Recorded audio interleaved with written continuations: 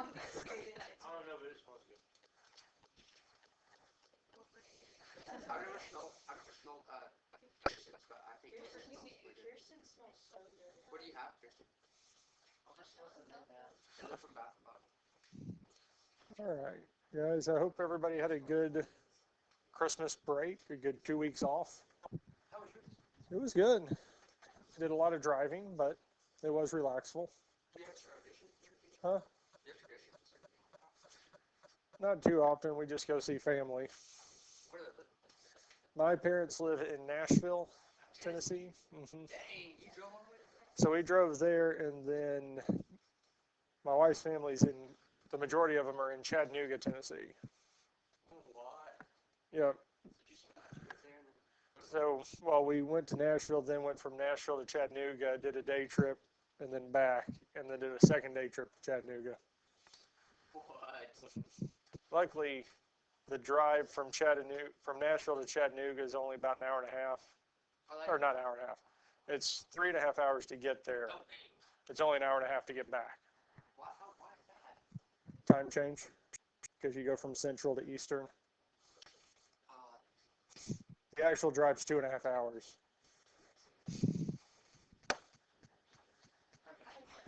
Yeah. All right, guys. So what we're doing today, what we are starting is factoring. We've done factoring before. Now, the reason we're starting off with this here is, one, this will help us with our next chapter, our rational equations, because if we're able to factor, especially the bottom of the fraction, and it shares something in common, the numerator, the top of it, we're going to reduce it. So factoring is a key part of it. So there's that to it. And since we've covered factoring before, I always think this is a great way to start the semester off, something we've done before to kind of get our feet wet before jumping right in. Now, this one here, this first problem that we'll factor, we're going to factor b squared plus 12b plus 20. For this one here is going to take us a little bit longer than the rest, mainly because we're going to go back through the steps with factoring, and I'm going to write those out. The rest of them won't take as long because I'm not going to rewrite out all 5 steps. Now, our first main step in factoring is our greatest common factor. If there's a greatest common factor in each of the terms, we're going to factor it out. And if we look at this problem here, b squared plus 12b plus 20, is there a number or variable in common with all 3 terms? Because there's a 2 in common with 12 and 20, but there's not with b squared. So there is no greatest common factor for this here. Our second step is to set parentheses with 3 spaces.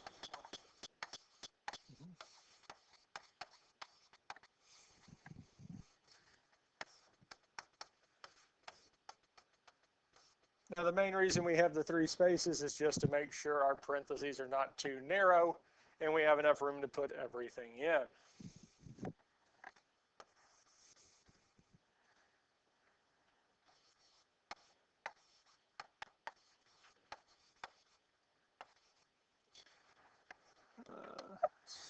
A little more room.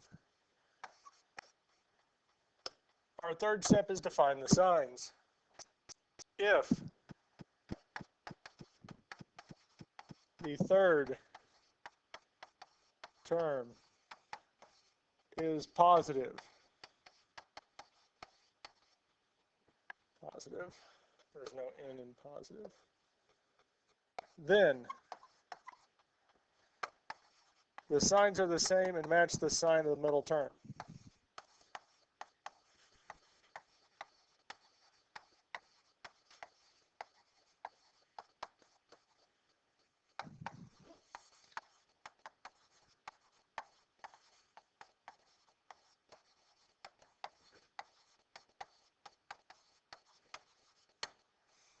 If the third term is positive, then the signs are the same and match the sign of the middle term.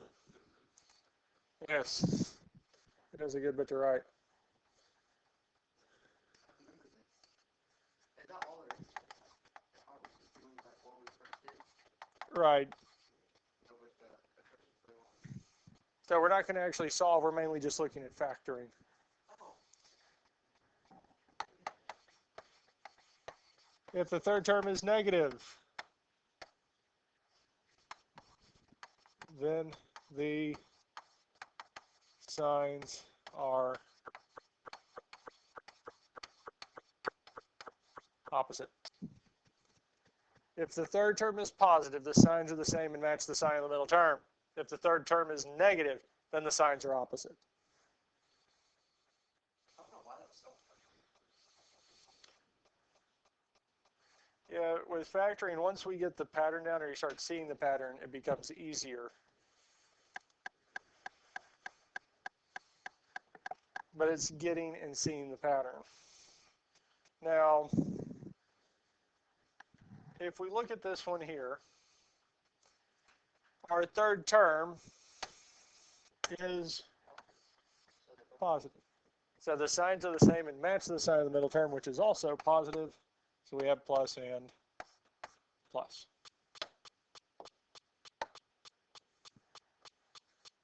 Questions about steps 1, 2, or 3? We're ready for step 4. Step number 4. Find the factors of the first and third terms. And we can go on and put step 5, plug in and check. A lot of time we end up doing part of step 5 with step 4 when we find the factors, especially if there is only one set of factors. If there's only a single set of factors, we just normally plug them in. And then the last part to check, just to make sure we do have the correct factors. Questions on any of this here?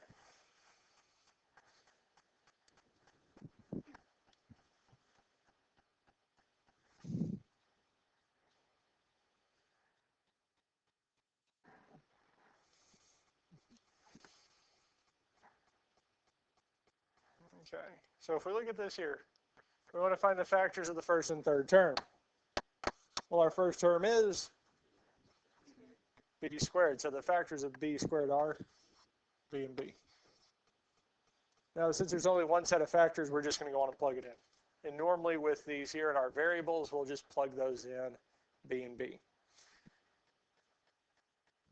Now, the factors of 20. 120. 2 and 10. 4 and 5, 5 and 4, and that's it. 3 is not a factor of 20. And the only number, because I'm just increasing it by 1 on the left side, so 1, 2, 3 doesn't work. 4 works, 4 and 5. Well, the next one after 4 is 5. It's already listed, so we are done. So we have the factors of our first and third term. Now we need to finish plugging them in. Which ones do we want to try first? We do indeed need to get 12. 2 and 10.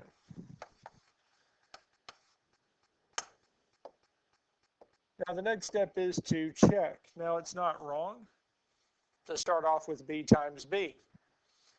But where did we get the b and b from? B squared. They're the factors of b squared, so they should still multiply together to give us b squared. So there's not a whole lot of reason to check those. The other one we could check, but we don't necessarily have to, is 2 and 10. Because 2 times 10 is 20. Well, where did we get 2 and 10? Well, they're the factors of 20, so they should multiply together to give us 20.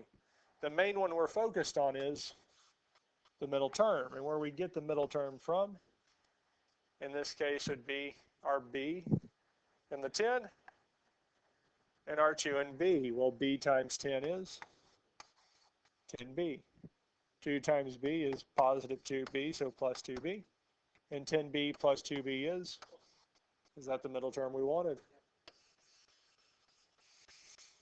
And that's it. I think it's a lot easier now that I just like look at the numbers. Yeah, and we can add or subtract.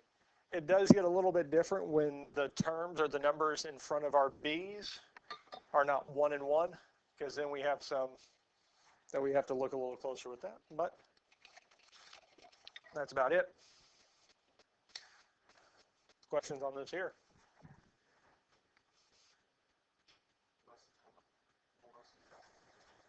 When it's large numbers, Yes, and I would agree.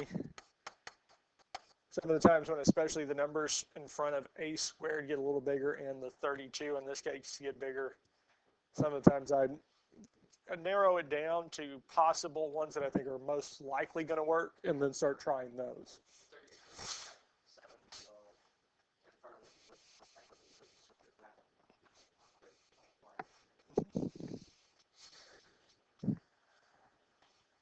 Greatest common factor. Is there a greatest common factor between a squared, 4a, and 32? So 2 sets of parentheses with 3 spaces. If the third term is positive, the signs are the same and match the sign of the middle term. If the third term is negative, our signs are opposite. Since the third term is negative, our signs are opposite. So we're going to have positive and negative. Questions on this so far?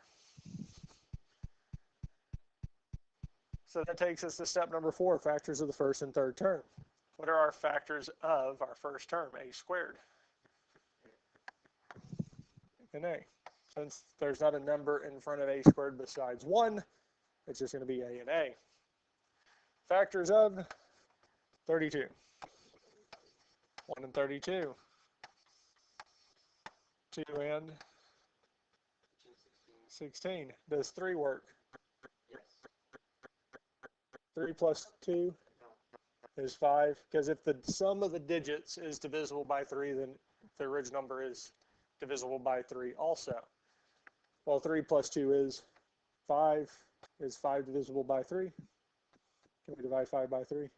No, so 32 is not. 4 and 8. Yes. And that's it. 5 doesn't work because it doesn't end in 0 or 5. 6 doesn't work because for 6 to work, 2 and 3 had to work. And that gets us pretty much to the end, because for 6 it would be 5 and 1, or 5 and 2, 6, 5 and 1/3. So we have these here. Now the question is, which one do we want to try first?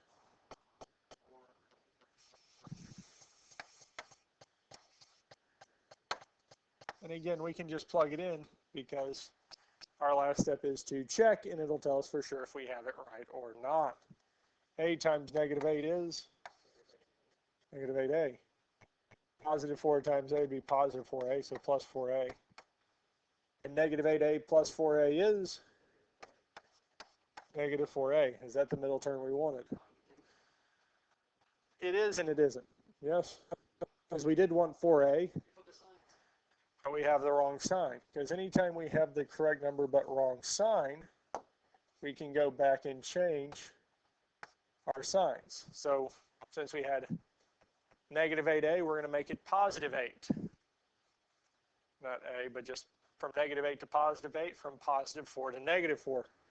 Because when we make this change, our a times 8 is now going to be positive 8a. Our negative 4 times a is going to be negative 4a, giving us a positive 4a. So whenever we get the correct number but wrong sign, we just flip the signs. Now for this problem here, if I'd have just flipped the 4 and 8, we would have got the correct answer. And the reason that works is because the numbers in front of a are 1 and 1. If the numbers in front of a were different, then just changing the sign would make it work just as well. Good.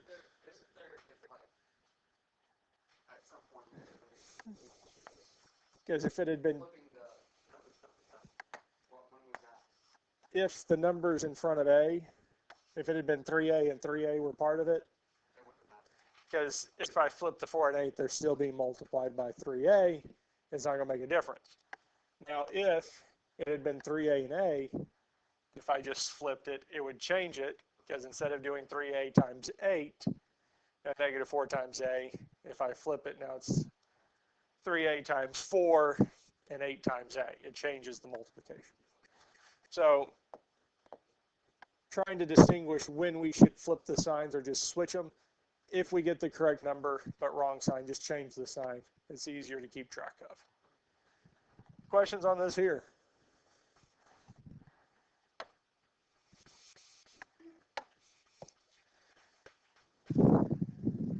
X squared minus 17x plus 72.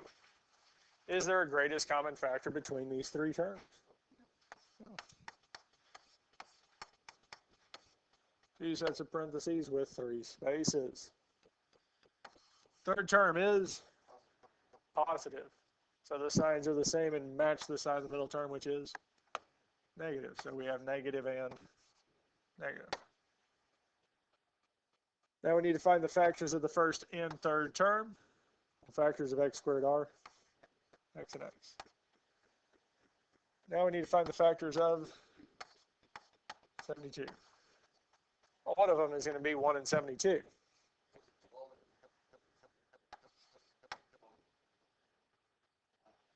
We have 2 and 36.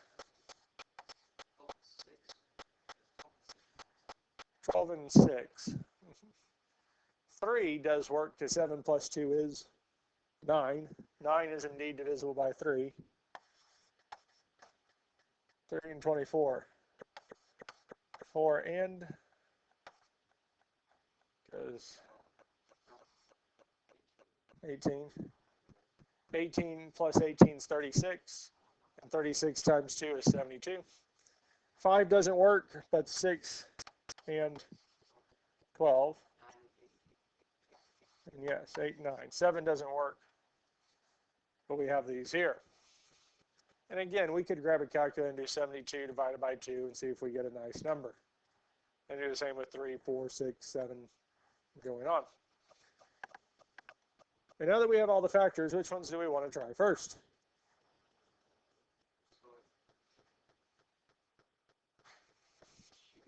I would just grab one and try it. 4 and 18. Because again, our last step is to check. X times negative 18 is negative 18x.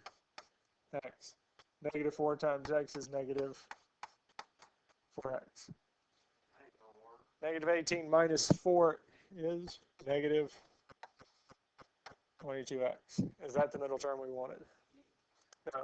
We could switch the 4 and 18, but that would give us the... It would give us the same thing, because it would just be x times negative 4 and then negative 18 times x. Okay. We can try 8 and 9. X times negative 9 is negative 9x. Negative 8 times x is negative 8x. Negative 9 minus 8 is negative. Is that the middle term we wanted? So that's it.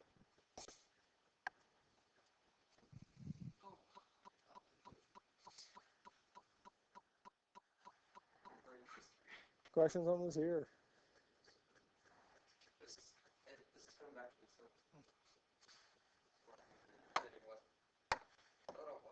We're going to do one more. Do we want to do number 10 or number, what is it, 9? Hold on. Is there a number? 11. Do we do 8? Because we'll get to 8, but do we want to do 10 or 11 next? 11. We'll do 11. Is there a greatest common factor between p squared, 15p, and 50? No. So we'll do our 2 sets of parentheses with 3 spaces. Third term is positive, so the signs are the same and match the sign of the middle term, which is also positive, so both of our signs are plus and plus, both positive. Now we do need to find the factors of the first and third term. So factors of p squared r and p. Now we do need to find the factors of 50, and there's more than one of those. 1 and 50, 2 and 25. That's it. 3 doesn't work and 4 does not work. Decimals. Yeah. 6 doesn't work because both 2 and 3 are not factors. And that gets us really to the end because it'd be 6 and 8 point. I think it's 0.3 repeated. And then that's about it. Huh? Well, 6 times 8 is 48, which gives us a remainder of 2. 2, 6.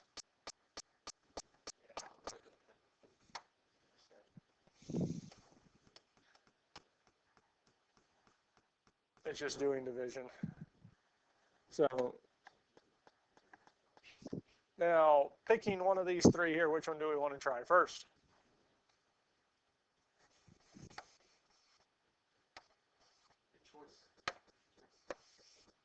And then we can check this here. P times 10 is 10p.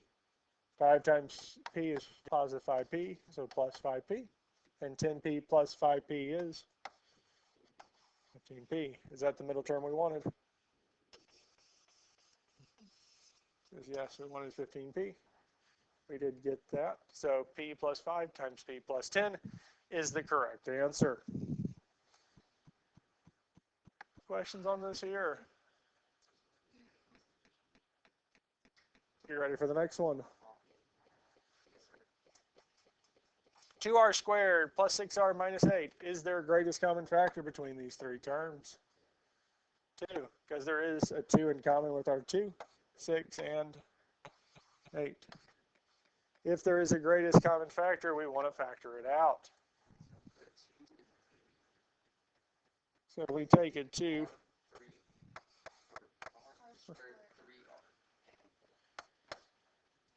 Because we're really just dividing each of these terms by 2. So if we divide 2r squared by 2, we're left with r squared.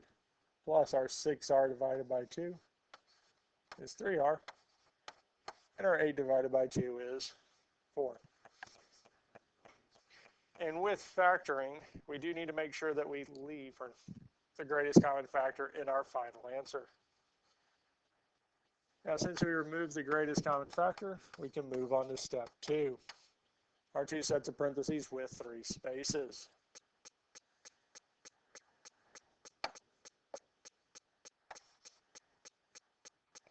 And once we have that, we can look at the sign. Since the third term is negative, our signs are opposite. So one's going to be positive, one is negative.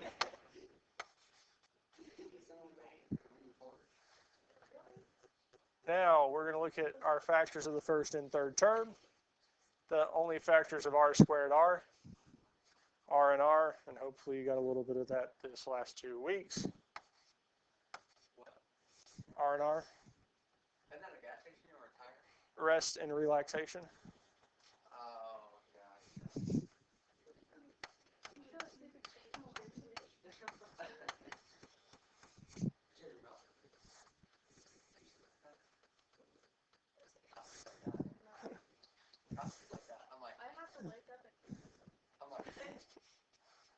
Factors of 4 are 1 and 4 and 2 and 2. Which one do we want to try first?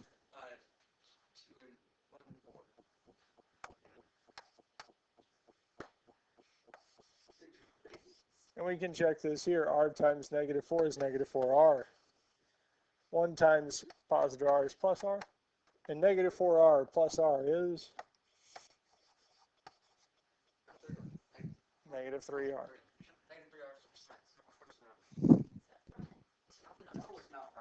So it's not the right sign, but it is the right number. Since the sign is the flip of what we need to flip the signs. Now our r times 4 gives us positive 4r. Negative 1 times r is negative r.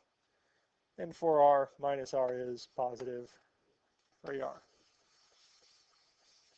because we're looking for 3r instead of 6r because we factored that greatest common factor of 2 out. Questions on this here? That guy there cracks me up. You ready for the next one?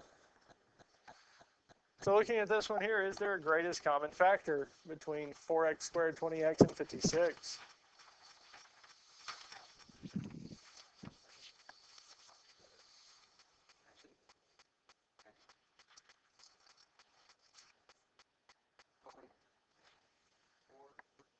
Well, Yeah. what's the greatest common factor between 4 and 4? Is 56 divisible by 4? Yes. Yes, sir. So the greatest common factor between these three terms is 4. And if we factor a 4 out of 4x squared, we're left with x squared. If we take 4 out of 20, we're left with 5. We still have our x. And if we take 4 out of 56, we're left with 14.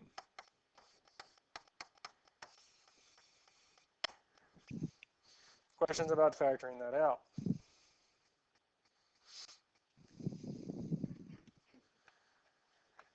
Our next step is to find our sign. If the third term is negative, our signs are opposite. And indeed, it is negative. So one of the signs will be positive, the other is negative.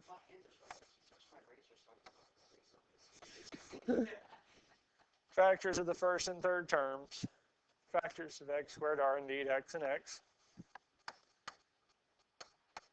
Factors of 14.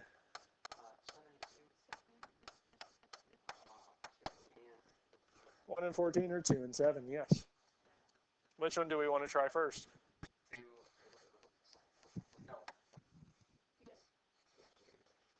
2 and 7.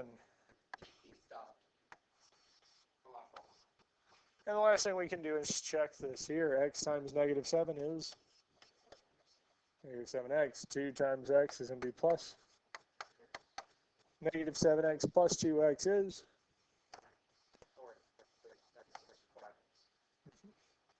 negative 5x. Is that the middle term we wanted? Oh, it is. Factored that out.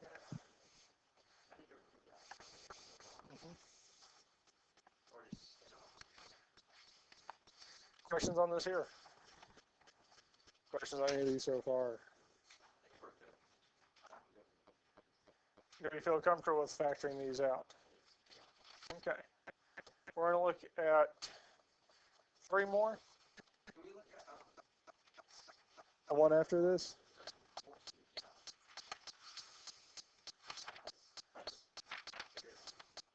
Number 12? Yeah. Is there a greatest common factor between 5r squared, 30r, and 135? 5.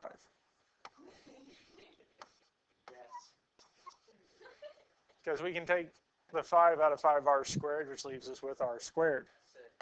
Minus, we take 5 out of 30, we're left with 6r. And 5 out of 135 is?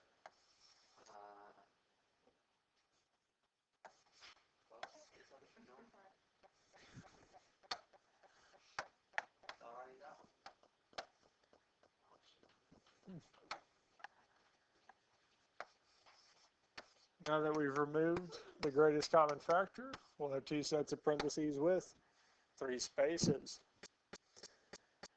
Now in this case here, the third term is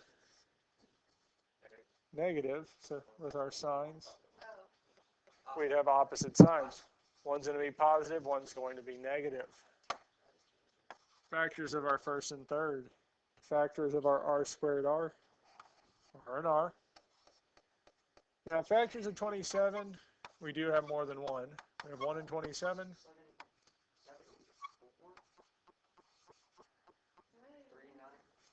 1 in 27, 3 and 9.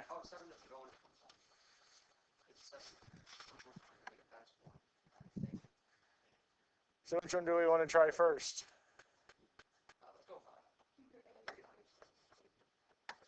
3 and 9. And if we check this here, r times negative 9 is negative 9r.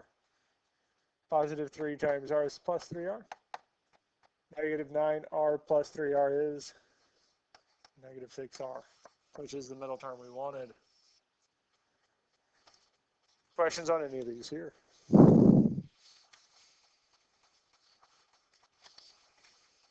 We ready for the last three?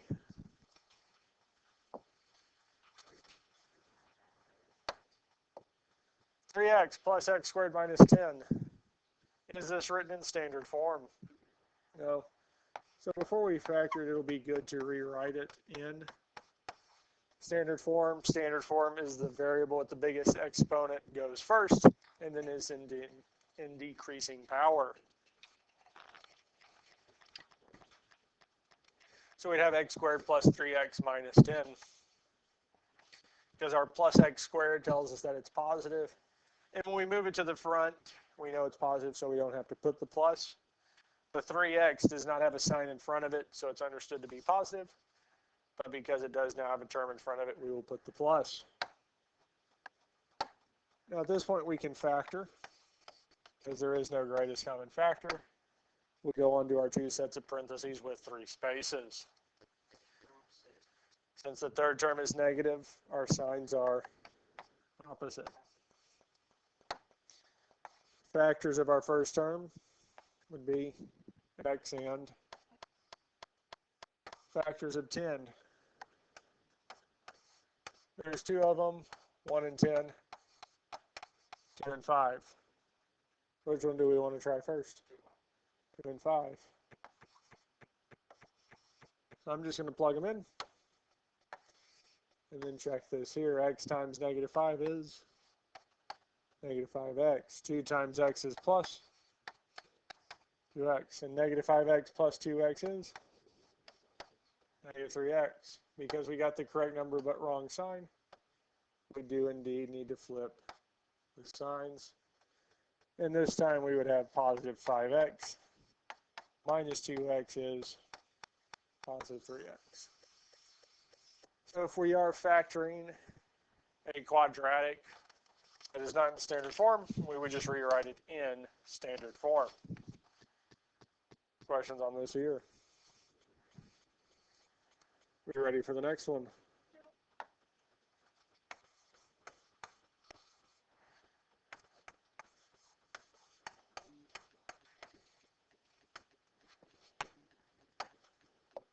Looking at this one here, 9x squared plus 30x plus 6. Is there a greatest common factor between these three terms?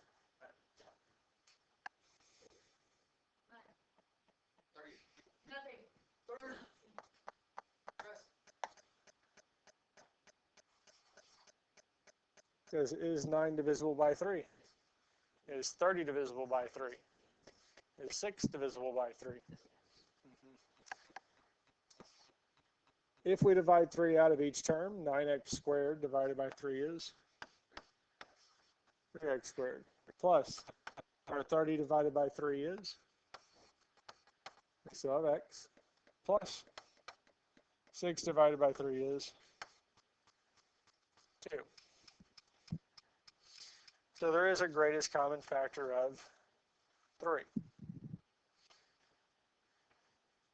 Now at this point here, our factors of our first and third term do look a little small to try to get us to 10, yes? Now one way we can check this, b squared minus 4ac. It is the discriminant. And this is using, or a, b, and c are coming from our ax squared plus bx plus c. And in our case here, the a value is 3, the b value is positive 10, and the c value is positive 2. So if we plugged it into this form here, we'd have 10 squared minus 4 times 3 times 2. Now if this here gives us one of our counting numbers, a number without a radical decimal or I, then this is indeed factorable. If it doesn't, it means it's not. So if we plug it in, second square root, 10 squared minus 4 times 3 times 2, we get 2 square root of 19, or 8.17, or 8.7177, this decimal here. So this here is just to check to see if it's factorable. So it tells us this part's not, but because it did have a greatest common factor, that is as far as we can take it. Right, so 3x squared plus 10x plus 2 is as simplified as it gets. So our final answer for this one here is just 3 times 3x squared plus 10x plus 2. Because we could factor it to here, but we can't take it any further. So it has to be what now? If this is just a Simple number, like 4, 7, no decimal, no I. Because if we look at the last one, so here A is, well, B is 3, so 3 squared minus 4 times our A, which is 1, times C, which is negative 10. Now we already know this is factorable because we did factor it. Because we said 4, no, it was 3.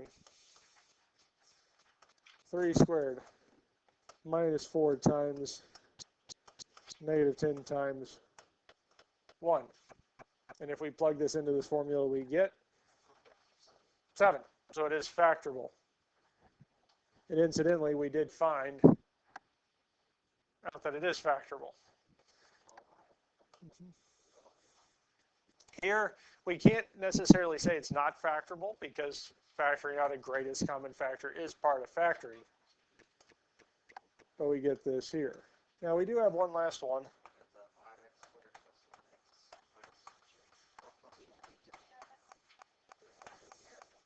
So we have this here.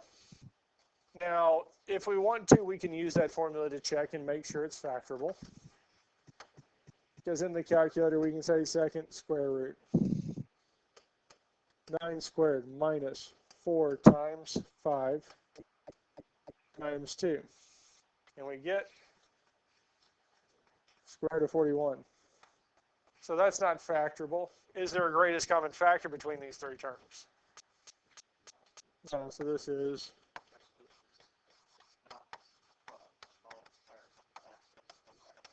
it's not factorable. Because if there is no greatest common factor and we're not able to factor it, we just call it not factorable. If there is a greatest common factor, we factor it out and then we're done.